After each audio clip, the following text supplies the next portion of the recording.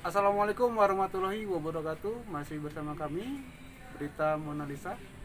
Hari ini saya berada di rumah Bapak Abdul Wahid yang kemarin dinyatakan oleh gugus tugas penanganan COVID-19 Kota Pematang Siantar terpapar virus COVID-19. Alhamdulillah hari ini Bapak ini telah sembuh dan dinyatakan bebas, boleh keluar. Em, dan kita akan saksikan bersama video eksklusifnya wawancara bersama beliau. Check it out.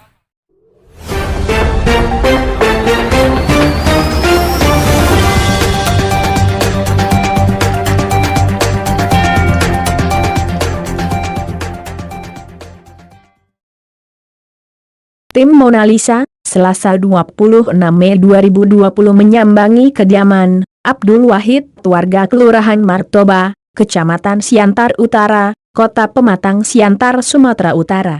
Abdul Wahid salah satu warga Gang Demak yang dinyatakan positif COVID-19 berdasarkan hasil swab oleh tim gugus tugas percepatan penanganan COVID-19 Kota Pematang Siantar. Setelah menjalani isolasi selama 20 hari di Rumah Sakit Umum Jasamen Saragih Kota Pematang Siantar, Abdul Wahid dinyatakan bebas dan sembuh dari terpapar COVID-19. Ini yang disampaikan Abdul Wahid kepada Mona Lisa. Dengan siapa nih, Pak? Hendrik Panghurian. Bisa Abang jelaskan ke pemirsa di rumah apa yang menimpa kejadian di keluarga Abang? Jadi begini, pertama udahlah anak saya meninggal yang dijudge dari pihak Dinkes COVID, tambah lagi istri saya diangkut dalam artian diisolasi. Cuman yang bikin saya penasaran, kenapa setelah meninggal anak saya baru dilakukan SOP COVID, sedangkan dari pihak rumah sakit setelah anak saya meninggal cuman bawa surat keterangan kematian. Nah, saya ada bukti dari bulan 12 sampai dengan bulan 5, hampir tiap bulan itu anak saya melakukan kemoterapi dan cek BMP. Kenapa pandemi dimulai di bulan 3, anak saya almarhum itu tidak dilakukan SOP COVID? Kenapa setelah meninggal baru dilakukan SOP COVID? Itu yang bikin saya penasaran.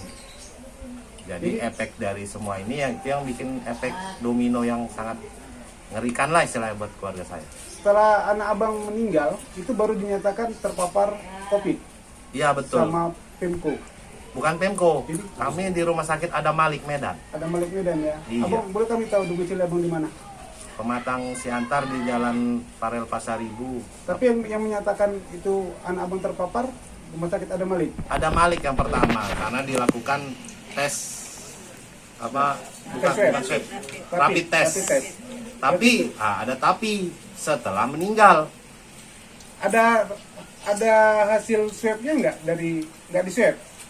Setelah meninggal lagi dilakukan swab yang sudah pecah pembuluh darah anak saya, hidung anak saya sudah mengeluarkan darah. Baru dilakukan tes swab. Dari mayat. Dari mayat, bukan dari Bukan pasien. dari orang hidup. Bukan dari pasien, dari mayat. Lalu ketika anak Abang meninggal, Bang, Ya. itu satu keluarga dirapid tes kembali sama pemerintah, Pemko. Iya, Ada berapa orang, Bang? kurang lebih di rumah sama lingkungan kurang lebih 50 orang. Dari hasil rapid test tadi ada yang terpapar juga atau reaktif? Negatif, cuman ada satu orang dikategorikan pos reaktif. Sementara yang di dalam keluarga satu rumah itu tidak ada. Tidak ada. Sampai ada adik almarhum yang masih kecil pun negatif. Negatif juga dari Iya. hasil rapid test. Rapid test, sedangkan dia masih menyusui sama ibu yang dikategorikan positif. Terus hari ini apa yang mau Bang sampaikan ke pemerintah? Yang saya sampaikan, tolong pemberitaan itu yang jelas dan benar. Kalau memang istri saya dan anak saya almarhum dibilang COVID, nggak masalah juga, cuman harus data yang benar.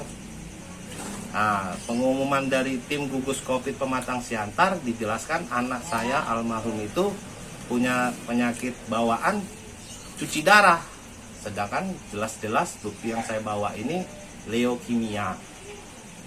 Leukemia tidak cuci darah. Dinyatakan gugus tugas COVID ya? Iya, itu dari konfirmasi dari rumah sakit. Rumah sakit ada Malaysia. Dan dia menyertakan penyakit bawaan cuci darah. Sedangkan anak saya tidak pernah melakukan cuci darah selama penyakitnya. Terus sekarang istri abang diisolasi? Diisolasi. Padahal hasilnya negatif? Katanya positif. Katanya positif. Itu katanya positif hasil rapid test atau hasil swab? Swab. Hasil Itu, swab. itu pun meloncati SOP-nya. Dari nggak pakai rapid, langsung swab. Dinyatakan positif. Positif juga. Abang sendiri sudah melihat hasil swab tadi? Sudah ada. Memang positif. Positif, cuman kategorinya PDP, bukan suspek. Kenapa diumumkan bisa suspek lagi? Jadi sekarang masih menjalani perawatan. Perawatan. Selama perawatan ada nggak bantuan ke orang abang? Tidak ada, yang ada bantuan dari PKH itu yang seperti kotak tim gugus COVID itu yang isi minyak atau apa. Kalau pribadi tidak ada. Pribadi pasien. Sembako. Iya. Tapi Itu keseluruhan. istri abang diisolasi di Ada Malik, Tidak di rumah sakit umum. di rumah sakit umum. Iya, Fasilitasnya sama seperti yang didapatkan Pak Wahid tadi. sama. Tidak ada perhatian juga dari pemerintah. Dan saat di sana ada penjaganya atau penjaga yang melakukan perawatan. Tidak ada, sama aja seperti Pak Wahid perlakuan. Cuman yang saya bingung lagi satu, hari Kamis anak saya meninggal dan dilakukan penguburan. Hari malam itu dikasih pulang sama pihak rumah sakit Ada Malik. Ya. Udah. Hari Jumat pagi tidak ada kabar. Nah, tiba di hari Sabtu pagi ada telepon dari Dinkes. Minta kirimkan foto KTP istri saya. Saya tanya buat apa? Buat pengeklaman BPJS Kesehatan. Sedangkan istri saya masih di rumah. Dari mana ceritanya sekarang orang sakit, data dulu diminta baru pasien dijemput? Apakah sudah terbalik zaman sekarang? Bukan pasien dulu masuk, data baru dijalankan, data dulu dijalankan baru pasien masuk. Itu yang bikin saya bingung. Sudah berapa kali swab bang, istri abang? Sekali. Pertama di rumah sakit Ada Malik, yang kedua baru kemarin dihasilkan melakukan swab di rumah sakit umum. Berarti udah 2 kali. Iya. Dua-dua hasilnya Nah, positif. kalau yang kedua ini belum ada diumumkan. Belum.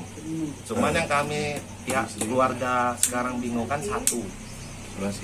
Tolong kasih informasi yang jelas. Karena kan dari pengumuman tim gugus COVID sudah salah. Karena saya ada bukti yang menjelaskan anak saya tidak melakukan cuci darah. Udah kesalahan info dari awal ya bang? Iya, itu.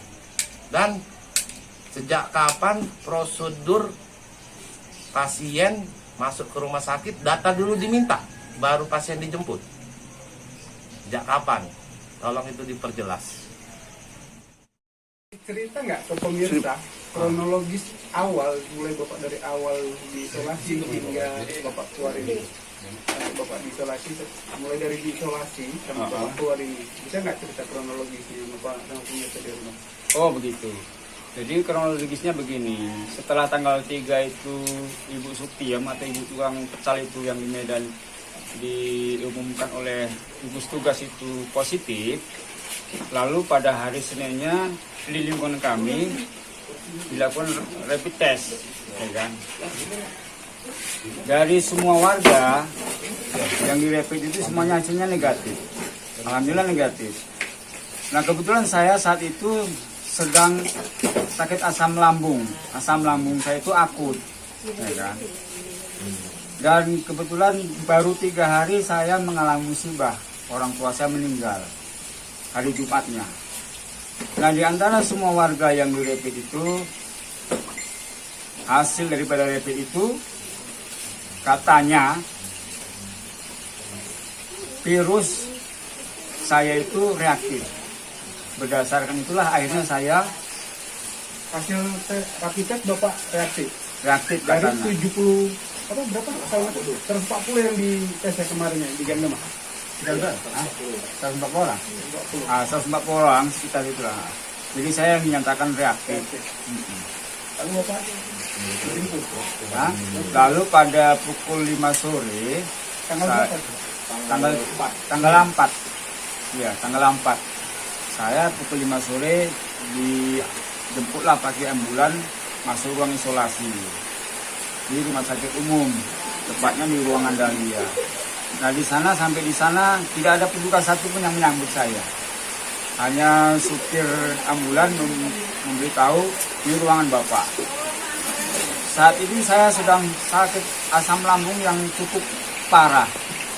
Untungnya saat itu rezeki saya lah memang dapat ruangan yang ada kompor gasnya, ada kulkasnya, ada dispenser, ada rice cooker, barangkali itu ruangan perawat. Nah, kan saya itu sakit asam lambung akut. Selama ini saya di samping pakai obat medis, saya juga pakai obat tradisional, yaitu saya makan misal kepok mentah, kemudian bunga teratai, kemudian konsumsi labu. Nah, alhamdulillah dengan adanya alat tersebut saya bisa merawat penyakit saya secara mandiri. Kemudian berbekal obat yang saya bawa dari luar sebelumnya, alhamdulillah saya bisa merawat si obat. Nah, selama kurang lebih 14 hari itu saya menunggu hasil swab, saya tidak pernah dapat obat dari pihak rumah sakit. Tidak pernah kasih obat. Tidak pernah coba. Ada 2 kali saya minta obat asam lambung, dikasih dari puskesmas itu adalah itu untuk saya konsumsi. Kemudian setelah habis juga saya pernah telepon pihak itu, tapi obatnya ini saya tunggu telepon Pak. Nggak ada, artinya pihak perawat yang mengontrol penyakit saya, apalagi dokter.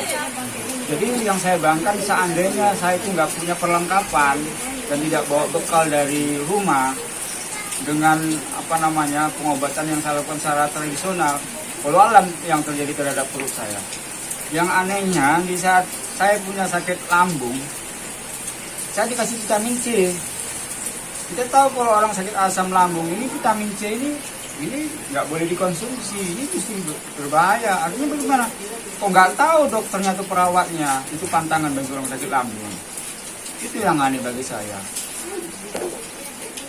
Terus selama Bapak diisolasi, perawatan apa yang diberikan sama rumah sakit umum terhadap Bapak? Waktu pasien yang diisolasi tadi. Ya, perawatan gimana ya Pak ya? Tapi memang setelah saya diumumkan, kemudian kan saya sempat buat beberapa video, ya kan, lalu viral lah. Saya nggak sengaja itu teman yang men-share, lalu terlihat oleh wartawan, akhirnya diberitakan. Hanya mungkin saya lihat lagi di berita itu pihak rumah sakit didatangi wartawan, itu kepala rumah sakitnya Pak Ronald itu, saya berita itu diwawancarai, kemudian tugas juga diwawancarai. Setelah itu memang mulailah kayaknya ada perubahan pelayanan. Mulailah datang perawat dari gugus tugas, dia mengontrol tensi darah, ya kan. Kemudian tapi yang dikasih obat tetap hanya obat asam lambung memang saat itu.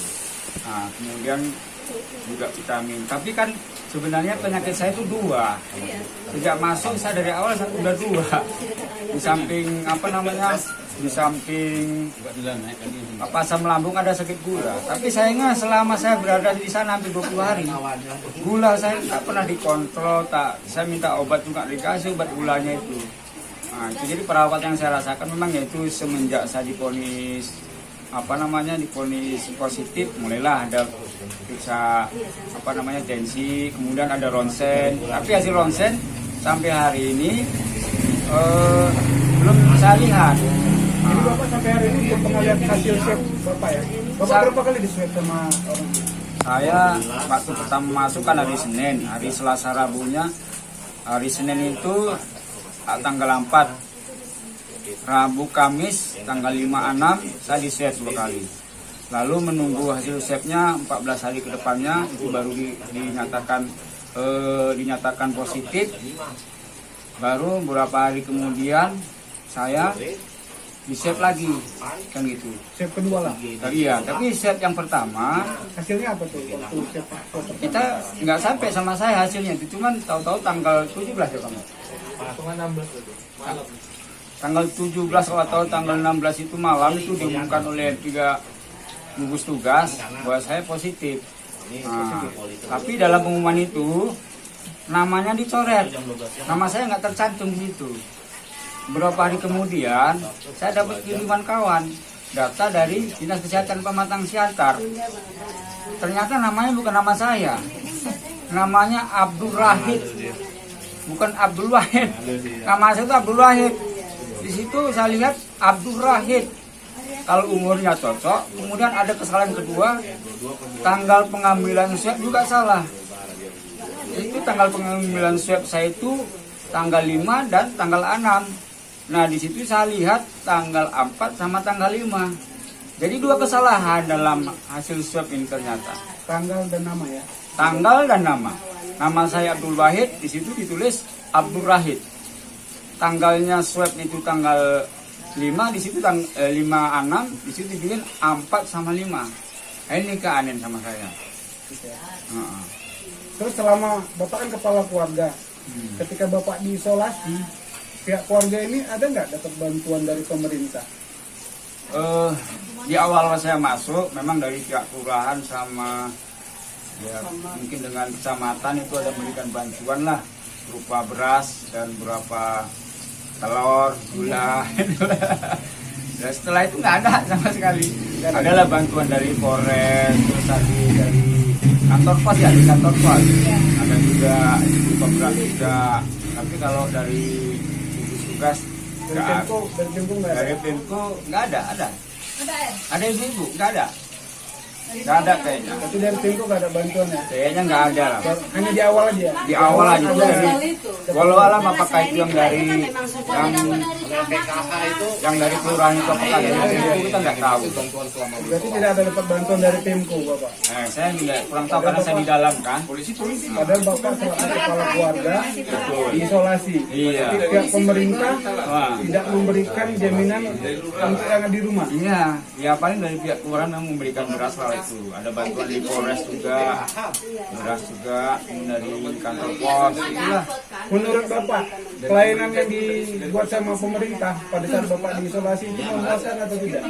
Ya, menurut saya sungguh sangat luar biasa, kurang memuaskan lah. Kenapa? Pertama, tentang diri saya. Untungnya saya bisa mandiri merawat penyakit saya. Seandainya lah posisi saya itu seperti orang yang nggak tahu merawat penyakitnya, kemudian tidak ada bekal, keluarganya tidak bisa komunikasi dengan dia, apa yang terjadi terhadap dia? Tentunya asam lambung itu makin kambuh. Nah, itu lambat tambah parah. Nanti kalau gara-gara asam lambung saya bisa meninggal di situ, akhirnya saya divonis mati corona. Ini yang berbahaya. Ini yang menakutkan bagi masyarakat. Padahal belum tentu saya itu mati corona. Mungkin karena asam lambung saya nggak terobati, kambuh, karena nggak ada pelayanan khusus terhadap penyakit saya, atau karena gula saya juga yang nggak pernah diobati, saya mati di situ. Akhirnya mati corona kan. Akhirnya apa yang terjadi nanti? Kita mati tak boleh disolatin, masyarakat tidak boleh menguburkan. Ini yang saya sedihkan. Kemudian terhadap keluarga yang kita tinggalkan juga, kita ada bantuan dan sekedar itulah dari kelurahan itu pun saya telepon itu lurah sama camatnya. Jadi menurut Bapak dijolimi hari ini? Gimana ya? Pemerintah? Ya saya dijolimi, saya merasa dijolimi. Kenapa? Ya dari awal saya tidak yakin dia itu kena COVID saya. Karena aslinya saya asam lambung saya. Jadi atas kesalahan pemerintah yang menuduh atau menjas Bapak ya terpapar corona ini, Ya. apa yang Bapak harapkan dari pemerintah ke depannya? Ya akhirnya pertama saya berharap pemerintah ini harus jujurlah dari dinas kesehatan, ya kan? Jujur dalam memberikan edukasi terhadap masyarakat. bahwa sesungguhnya memang penyebaran virus corona ini memang cepat, tapi tingkat membunuhnya tidak begitu berbahaya sebenarnya. Tidak seperti yang digambarkan di media-media, apalagi media di luar negeri itu mati seperti kambing jatuh di tengah-tengah jalan. Tak seperti itu yang kita lihat di keterangan-keterangan para dokter dari media itu. Kemudian atas perkara ini juga kami harapkan pemerintah mengontrol lah keadaan pasien-pasien yang ada di sana. Ternyata semua kami yang diumumkan oleh 3 gugus katanya sudah positif. Kami di sana biasa-biasa aja. Satu pun yang kebetulan bersama saya saat itu ada 12 pasien, ya kan? Tak satu pun yang menunjukkan gejala COVID. Tak ada batuk, tak ada pilek, sesuai yang diiklankan di gambar-gambar itu. Kami sehat-sehat saja. Jadi kalau menurut prediksi saya, mungkin orang yang meninggal di rumah sakit itu kurang isolasi itu bukan karena corona. Mungkin akibat 2 faktor. Yang satu penyakit bawaan tak terawat, yang kedua bisa saja depresi. Di situ alhamdulillah karena kami rame, saya terutama alhamdulillah waktu itu saya masuk sendirian, saya bisa menghibur diri, saya terbiasa hidup susah. Jadi kalau situasinya seperti saat itu orang pasti depresi. Penyakit tak diobati, tak pernah ditengok sama perawat, apalagi dokter. Di awal itu tak ada selama 14 hari itu. Atas kesalahan pemerintah ini, ada nggak rencana Bapak untuk menempuh jalur hukum untuk pemerintah? Ya saya ada niat itu. Ada ya? Ada niat untuk menuju jalur hukum. Karena ini yang pelanggaran HAM ya Pak ya? Ya, saya buta hukum, saya nggak bisa menjawab. Nanti mudah-mudahan kalau ada orang HAM ya bisa bantu saya, bisa menjelaskan ini mungkin itu pelanggaran HAM. Tapi yang jelas saya merasa dirugikan dalam hal ini. Saya kalau memang ada jalur untuk menuntut, saya akan menuntut hal ini. Ada lagi hal lain yang mau Bapak sampaikan ke pemerintah atau ke masyarakat umum? Ke pemerintah yang pertama, berikanlah edukasi yang betul terhadap masyarakat. Pihak pemerintah dan dinas kesehatan harus jujur. Jangan hanya memberikan berita-berita yang menakut-nakuti masyarakat. Positif sekian, bertambah korban. Tolong dikasihkan berita yang berimbang. Di samping ada berita-berita seperti itu, kasihkan edukasi pada masyarakat supaya jangan terlalu panik. Akhirnya kehidupan sosial, kehidupan ekonomi, kehidupan beragama terutama jadi terganggu. Hari ini nggak normal Pak kehidupan masyarakat hari ini. 3 hal, ekonomi, sosial, dan agama sangat terganggu. Seperti ini kami ini, Gang Demak kami ini. Setelah diumumkan Ibu Sucem itu positif, lalu diberitakan bahwa daerah itu zona merah. Itu di tempat kami ada 20 keluarga yang pekerjaan sehari-harinya adalah berdagang makanan keliling.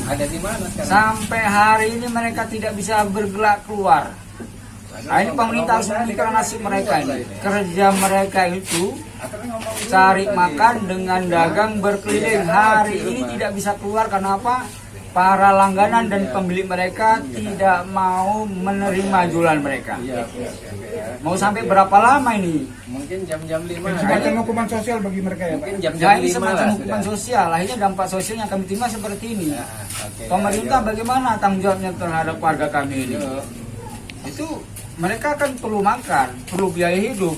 Tapi di pemerintah harus mengembalikan nama baik Gang Demak ini Pak. ya, Pak? Ini harapan saya itulah. Pemerintah harus mengembalikan nama baik Gang Demak. Kalau dulu divonis kami itu terpapar corona, yang padahal kehidupan kami normal saja, nggak ada apa-apa. Terus sehingga akibat pemberitaan zona merah ini, kami di justice oleh hampir seluruh penduduk masyarakat Siantar, kami itu berbahaya. Sehingga buktinya warga kami yang mau jualan nggak diterima oleh warga Siantar. Jadi supaya beritanya berimbang, tolonglah Ibu Sutiem itu yang di Medan itu atau Ibu Tukang Pecal itu sekarang sudah kembali, sudah dinyatakan negatif, termasuk diri saya sudah dinyatakan negatif. Maka untuk itu kami mohon kepada pemerintah untuk memberikan berita yang seimbang, bersihkan nama kami di Gang Demak ini, bahwa kami sudah aman semuanya. pertanyaan terakhir Pak, menurut Bapak adakah indikasi rekayasa di sini di dalam kasus ini? Kalau indikasi rekayasa saya, walau alam saya tidak berani mengatakan Atau itu. memang ketidakprofesionalan dari aparat pemerintah? Itu kalau itu mungkin. Nah, jadi asumsi kan bisa saya timbul. Kalau seperti ini kan, apalagi saya dapat data itu, data biaya perawatan itu besar sekali. Berapa Pak? Boleh kami tahu Pak? Saya nggak bisa, itu ada di HP saya, nggak bisa lihat. Tapi intinya yang paling rendah perawatan bagi pasien COVID ini satu hari paling rendah 7.500.000. Padahal tidak ada yang dilakukan oleh mereka ketika Bapak diisolasi ya? Padahal waktu isolasi kami hanya dapat fasilitas apa ya? Makan nasi kotak, ya. Pantas-pantasnya kamar kami itu ada televisi, ada wifi yang membuat kami gembira sehingga kami tidak depresi di situ. Ya kan, kemudian keluarga kami yang ditinggalkan juga harus dapat kompensasi. Saya 20 hari kepala keluarga harus mencukupi kebutuhan keluarga. Selama itu pula tidak bisa memberi nafkah. Dengan biaya yang sebesar itu tentunya wajar-wajar saja kalau kami dikasih kompensasi sebagai biaya hidup kan. Padahal kan 7,5 juta ya? 7 juta terendah itu. Sampai ada 50 juta per hari itu, bayangkan. Nah itu ada kalau yang ada sakit bawaan, seperti sakit gula saya lah misalnya. Saya asam lambung sama gula.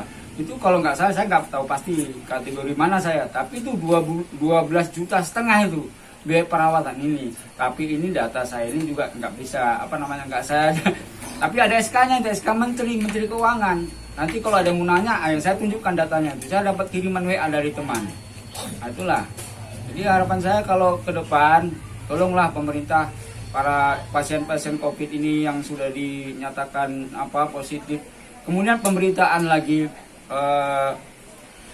positif itu setelah saya masuk ke dalam itu ternyata ada 2. Pertama positif reaktif virus hasil rapid. Itu belum positif COVID ya. Masih hasil rapid ya? Masih hasil rapid, tapi pemberitaan sudah diberikan positif. Seseorang itu dinyatakan positif itu setelah hasil swab keluar, baru itulah dinyatakan positif COVID. Kemudian yang kedua yang menjadi keanehan saya, ternyata di antara pasien-pasien itu yang kami berada di situ, gak ada satupun sampai hari yang menunjukkan gejala-gejala COVID. Kami sehat-sehat aja semuanya. Jadi ini jadi tanda tanya bagi kita semua ini. Itu kesalahan diagnosis ya? Mungkin kesalahan diagnosis bisa saja. Karena di awal rapid, peralatan yang ada dibawa oleh pihak gugus kan itu ya apa adanya lah. Nggak bisa menentukan apa itu positif. Yang penting reaktif, 3 garis, 2 garis, masuk isolasi. Ini bahayanya. Ya kan? Oke Pak, terima kasih Pak. Dari Kota Pematang Siantar, Sumatera Utara, Zulfandi, Wandi, Satria Wibowo, Andi Alfiano, Tim Liputan Mona Lisa mengabarkan.